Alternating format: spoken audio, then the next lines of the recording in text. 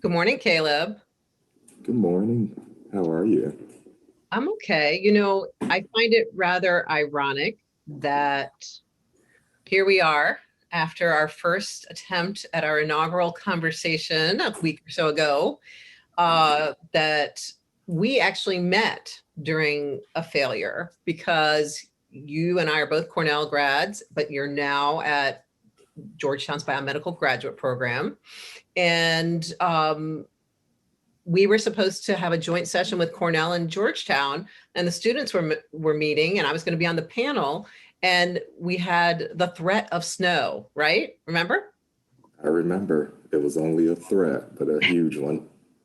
And Georgetown canceled, and Cornell was already here, and they were like, "What?"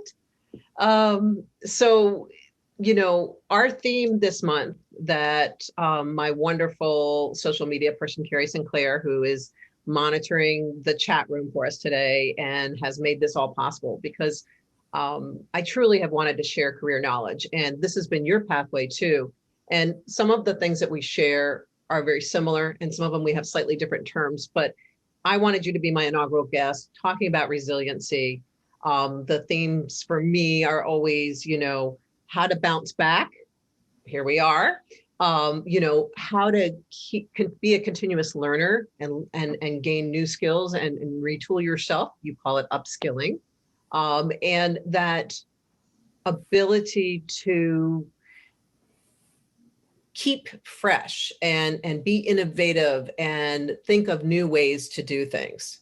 So I'm going to give a little intro on myself, and then I'd love you to share more about your background, and then we can get into talking about those ideas. Does that work? Wonderful. Okay. So during this conversation, if you have any questions, feel free to put information in the chat, and we will try to attempt to get to those because both Caleb and I enjoyed the interactiveness of it all. I've been a recruiter for 25 years and a career coach. I've delivered countless workshops on how to interview better, how to pitch yourself, how to network and nurture those networks.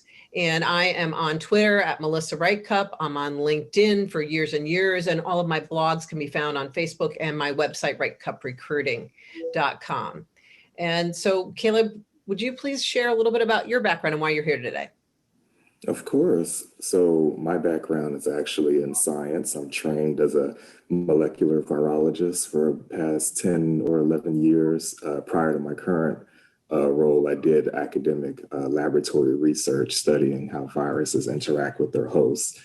And so I made an administrative pivot about 5 years ago when I realized I really enjoyed helping budding scientists do their science and do their research and helping them along their career path. So that's when I made a pivot during my postdoc and became an administrator. And so 5 years later, I'm now an assistant dean in our Biomedical Graduate Education division of Georgetown University Medical Center, where I oversee all of our student and postdoc facing functions from prospective to current to alumni. So I oversee recruitment and marketing, our career strategy portfolio, as well as an office that develops training programs through external proposal development. And so it's grown quite extensively over the years. And I also now do some education research and program development as part of my faculty portfolio.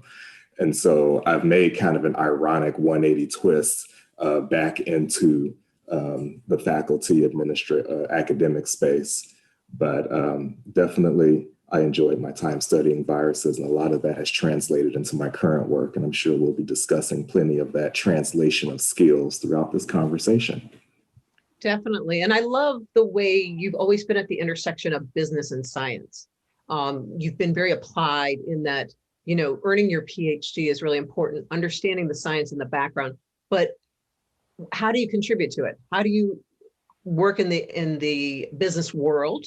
Even the panel I was on brought people together who were in the pharmaceutical world, in the academic world, in the think tank world. And I think it's so important that we're grounded and that we don't function in a void. And I love that you've pivoted and retooled yourself. And as you coined a phrase, a word, and we're actually going to get there next. So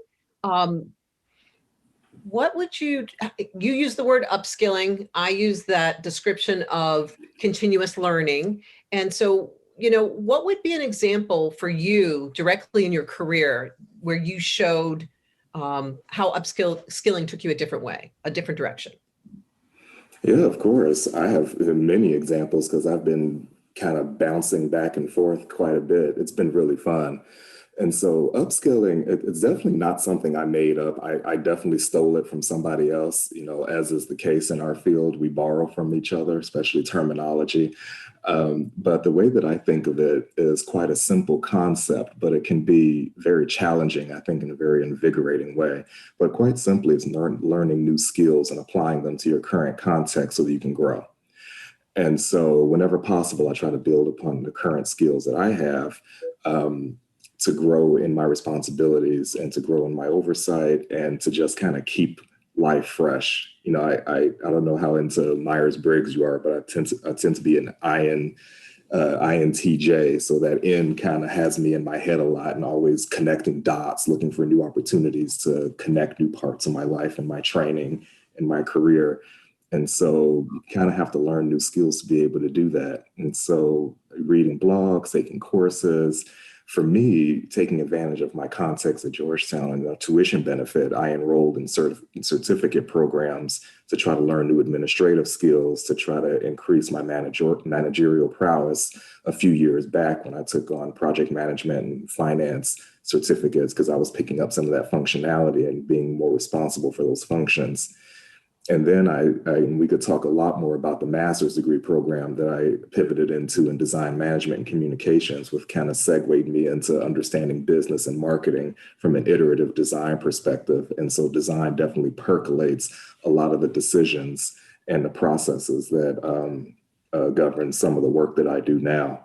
And so that's when I think of upskilling, just definitely being deliberate about aligning what you're wanting to learn with some of the goals that you have. I smile because when you started, I was thinking, oh, you borrowed it. Well, they say that copying is the greatest form of flattery, right? Yes. So pulling something positive from someone. And I love that you took upskilling to heart and you've applied it to yourself, and you've done it not only formally, but informally through blogs, through certificate classes. Those are great examples, and applying old skills in new ways, so that's another way to do it. For me as a recruiter after 25 years, you use the term keeping fresh. I mean, I need to keep fresh because I need to be stimulated. I want to be intellectually, stimulated. And for me, I had been aware of gender issues in recruiting. I'm in the STEM field. I work with master's and PhD people. And there was always a higher number of men in these STEM fields than women. So whenever I could bring a slate to a client of mine of more women than men, I was proud. But I was part of Leadership Greater Washington. It's a curated class. I applied a couple times. I didn't get in the first time. Here we are, resiliency.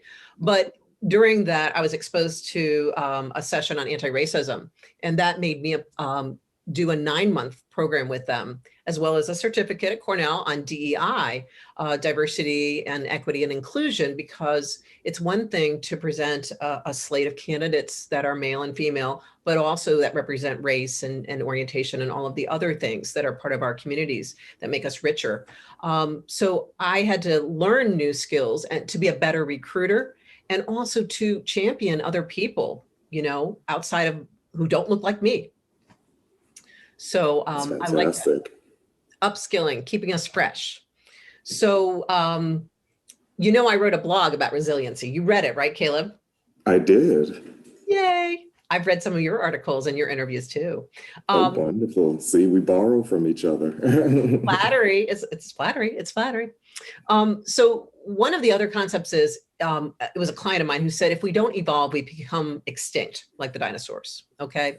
And so upskilling is one way of evolving, but another way is that intellectual curiosity or intrapreneurism. And so I wonder, you talked about the upskilling. When's the time in your career where you had to create from within or had to be innovative in your settings? I have a couple of examples. One, creating from within led to my current portfolio, because I started out in a position where I oversaw one of the offices that I have now. I built out our career strategy and professional development portfolio, expanded it, And so that was our career service model for our graduate students and postdocs. I then started to look at some of the institutional priorities and goals that the institution had for our overall division. And we needed to expand capacity in order to develop more training programs, support our students. And so that involved the skill set that I didn't have, and that was grant writing and proposal development. And so what did I do? Of course, I'm just like, I'm going to write this grant because I was trained as an academic. I'm like, I'm going to figure out how to do this. And so I hadn't written a lot of grants back in my academic days. So that was one skill that I actually wanted to dive more into. And so I wrote a grant. Of course, it did not get funded. It wasn't even close. But, what you learn from resiliency is, you don't throw the unfunded proposal away and say, I'm never going to do this again. You're like, all right, reviewers gave us really tangible, actionable feedback. What did they say that could improve this program? And so we've put in more and more grants. I did finally get one grant funded, and that's going to segue into your second question about innovation. And that ties to the master's degree that I recently completed last summer. And so that was in design, management, and communications.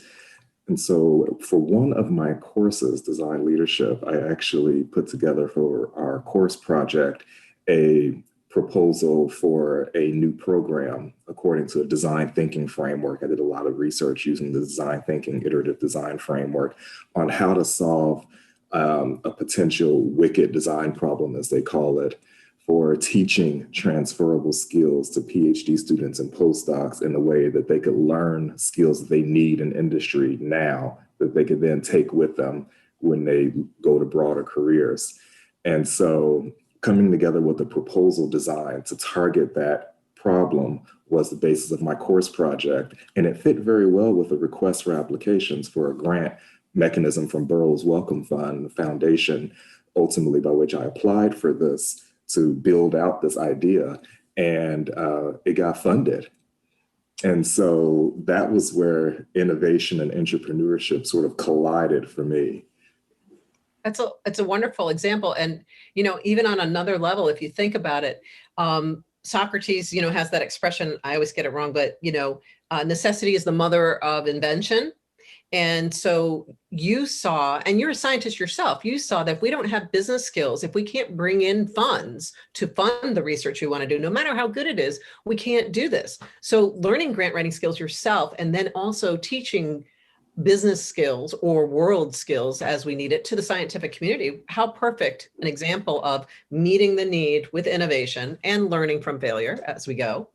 Great example, Caleb. I love it. Exactly. Very well summarized. Thank you.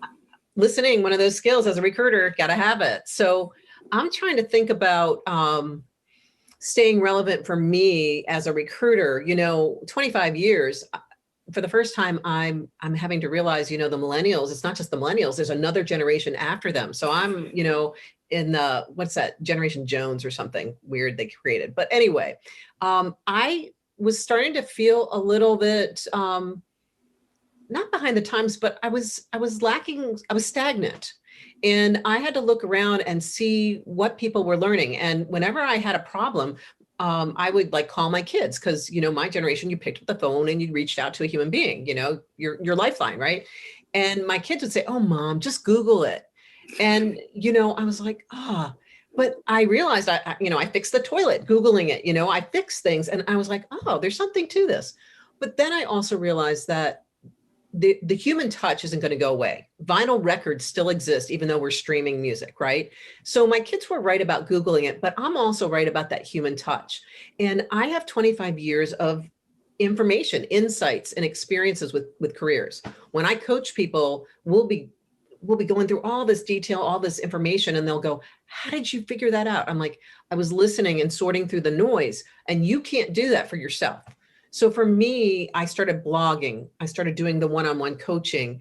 This is part of it, is that I felt that today's people, young people or people of all ages, we're in a hurry. We're walking the dog. We want to watch it. We have the luxury of watching things through Zoom. I was on the phone for so long. So I think that recognizing a need knowing what we know or don't know, and then retooling ourselves or meeting that need, that innovation is another example of how that could work. So Yeah, the knowing what you don't know part is so key, because that's what a lot of people have trouble with, is knowing what they don't know so that they could target that for the upskilling and target the specific trainings or target the specific resources that they need. And so I definitely encourage our folks, do self-assessments, get feedback. Feedback is a gift. A good friend of mine coined that feedback is a gift. And that was something else I borrowed and it resonated with me. I totally agree with you, the feedback. And I like that you said, get advice, find information, get feedback, and do it from all different aged people, because all bring different pieces. Carrie's doing this because I failed abysmally at Zoom and I just don't know the social medias. I'm trying, I'm good at some things, but recognize, like you said, what you're good at and make a team that complements each other, learn from others. So I like that. That's a good segue. Innovation, failures, we learn from it. So the last term that's part of this resiliency is that bounce back. And actually, it was another client of mine who said, "Oh, I love that. I'm a big athlete. I played soccer for 43 years. If you can't fall down and brush yourself off and get back up, how are you going to be on the field? The field of life, right?" So we talked about upskilling, continuous learning. What do you think about this term, bouncing back? I think that I've been bouncing up and down and bouncing back from things all during my career. I've just formed myself into a ball at this point. But lots of examples in the academic space. You submit papers, they often get what we call desk rejected. The editor sends it right back without sending it for review. That can be pretty heartbreaking. It goes to review, the reviewers trash it, and then you get it back. That can be heartbreaking too. But either way, you just there's a journal that works for the paper. And one prime example is during my PhD, we sent my paper to one journal, and the journal had us do reviewers had us do all these revisions. And then we sent it back and they rejected it. And that's terrible when it gets reviewed and you do the revisions and then the editor decides it's not novel anymore. And so we sent it, once we picked ourselves back up, we sent it to a better journal, and that journal accepted it. Nice. And so, you sometimes you have to take the feedback, give yourself some space to sort of rebound and recover, but keep pushing along, because sometimes the end result can be much better. And I'm glad it wound up where it wound up. No, I hear you. In sales, we often talk about that, those 8 or 9 no's gets you that much closer to the yes, right? And so if you can apply that in academia, I know that publishing and journaling is so painful. And I just can't even imagine that you took all the time to edit and then they reject you, but you one up them because you went to a better journal. Nice. And that's how it happens sometimes. It seems like a failure or the door's closed, you bounce back and all of a sudden you're like, oh, this is actually better than where I thought I wanted to be to begin with, right? Yeah, it can happen. It doesn't always happen that way, but it sometimes happens enough to offset the times it doesn't happen. Because, another example is all the grants that I apply for that don't get funded. And so, there's still the same mechanism that we're applying for that still hasn't been funded. But, you check your milestones in some of your other projects and celebrate your achievements in other ways as you can. I agree. Having a lot of different activities going on allows you to have some things fall down and other things go up. And that's definitely in sales. For me, bouncing back was even more personal this past year with COVID. I've been recruiting for, as you know, a very long time. And I have clients I've been working with since 1997 when I got back from Guatemala. So it's a long, deep relationship. And in the science world, with federal contracts and whatnot, some people were super busy and some people were hungry, and it just was heart-wrenching. And my recruiting business went way down, but I found coaching went way up. And, we made some life changes. We consolidated things and people were having these thoughts about mortality and, is this what I want to be doing for my life? And so, I had a very strong conversation with my husband, and we decided that because things changed for us, we were going to take all of my coaching fees and donate them. We were able to do this. We weren't hungry, and I wanted to have an impact because it crushed me that I looked around and was seeing people unemployed. And as you said, just really down. So we made a donation through a friend of mine who started Feed the Fridge.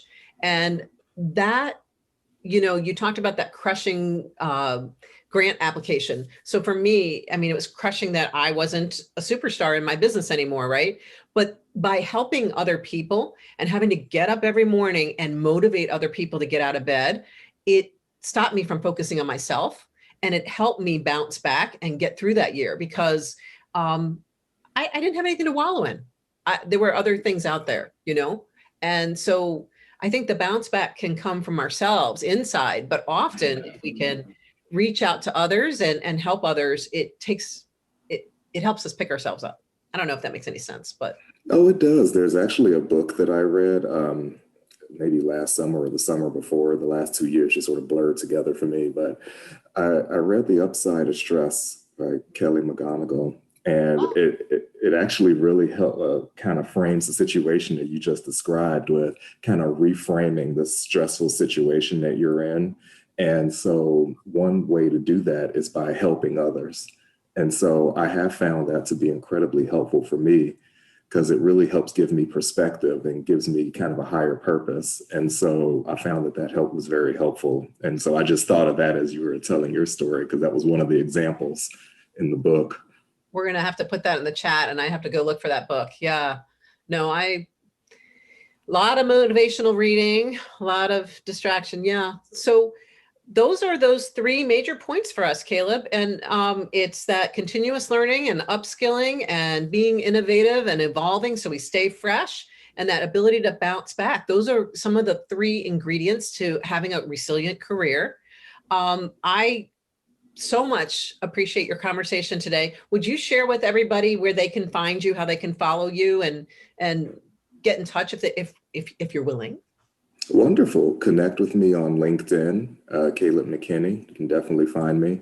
And at Dr. C. McKinney on Twitter.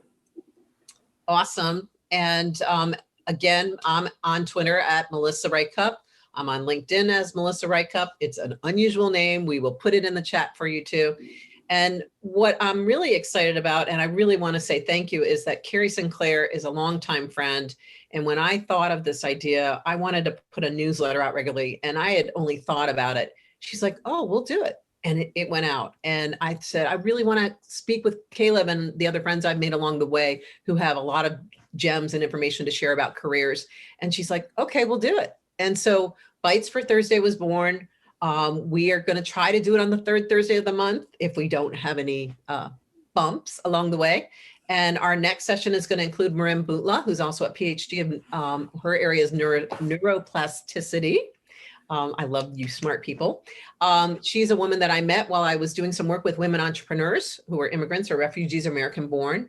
And she has helped hundreds of people find meaningful careers like Caleb. And so thanks once again, Caleb.